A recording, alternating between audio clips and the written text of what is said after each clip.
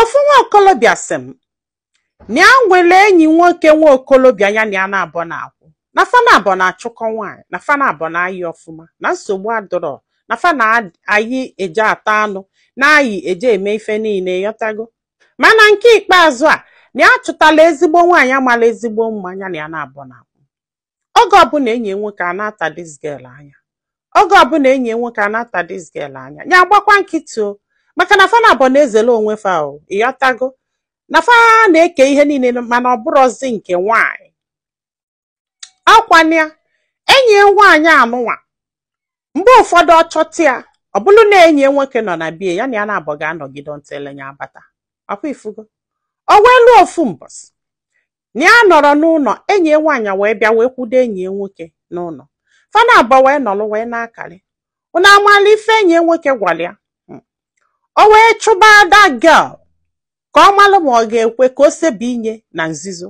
The girl wee jụ ụna amakwa ife ọ gwa this girl na enyi ya nwoke na-ada akwụkwọ ma ọ na ọfụrụ ka o si tosi ogologo ọ na-aga ọ na-ete ete ọ na-aga ọ na-ete ete. Enyi ya chọburu ịgwụ ya ịghọta mana ọ bụrụ na the guy fụrụ ya n'anya na ọ kara ịgwụ ya.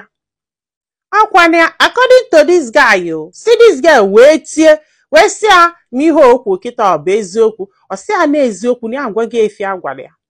So ọkwana ya the girl instead ịnọzi chebie the girl wee kole akpịa wee na ya jesie bata na ya fọrọzi the girl ya na-akpọ ya na fonu si ya kedu ife menu na o kwere piki fonu ya agba ya nkịtị.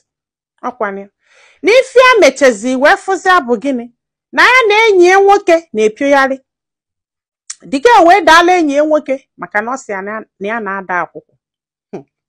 Ya wee lokete ihe nke a lokete ihe nke a na ya mara ife a ga-eme ya wee chebulu the girl n'ezi wee sị ya na m achọzi this very relationship mana achọrọ m ịma ihe m mere iji wee hapụ m wee sobe enyi m nwoke.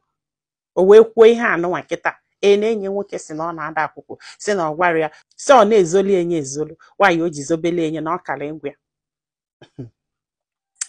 This guy wee sị m n'ihe a ji kọbiala m akụkọ a abụrọ na ọ na-ewutie ma ọ na ya kacha that girl ịghọtago mana ife ji wee kọbalụ m akụkọ ọbụla emesizala the girl wee malụ nke bụ eziokwu wee ganata wee bịa na-ayị ya sị biko ya gbagara ya nọ maka na ọ sị ya na ọ na-ada akwụkwọ.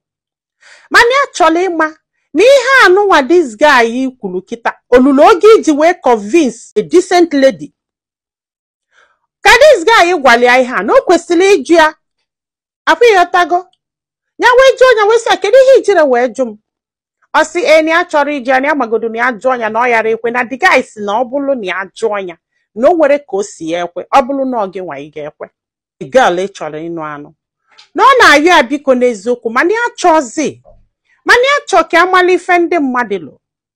Nwanne m kedu ife ilo ihe anụnwa this guy gwa this girl na olulu oge iji wee convince ya o wee bụrụ onwe ya wee bunye ihe anụnwa inye nwoke mere kịta ọ dị mma.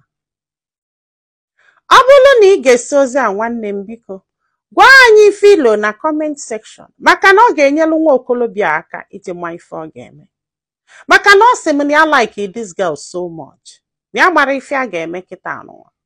Ndị be anyị daalụnụ ka ọ dị n'ụbọchị ọzọ ma nyekwazalụ m aka tụsa ozi a ka olu ndị ọzọ ntị.